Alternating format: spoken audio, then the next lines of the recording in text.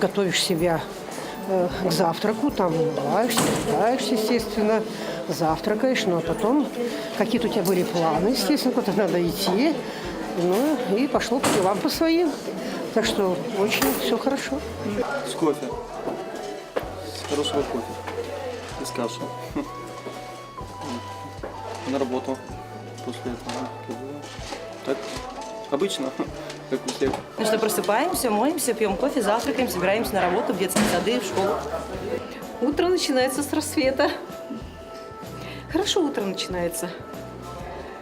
Встаем, собираемся на работу, завтракаем, как всегда, слушаем новости. Все как обычно.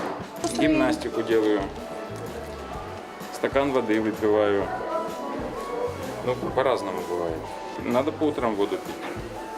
Натощак. Утром встаю, выпиваю стакан воды, делаю зарядку и умываюсь. Ну, конечно, всем, во-первых, доброго здоровья, в первую очередь, оптимизма, настроения хорошего. Но добра, конечно, хватает. У нас в Якутии все равно народ весь добрый. Понимаете, все жизнерадостные, несмотря ни на что. Так что все так же, все такие были в таком хорошем настроении, дружелюбном, и все, что было хорошо. Желаю телезрителям хорошего настроения, потому что без него никак абсолютно. Доброе утро, республика, доброе утро, Якутск. Начинайте свой день всегда с улыбки.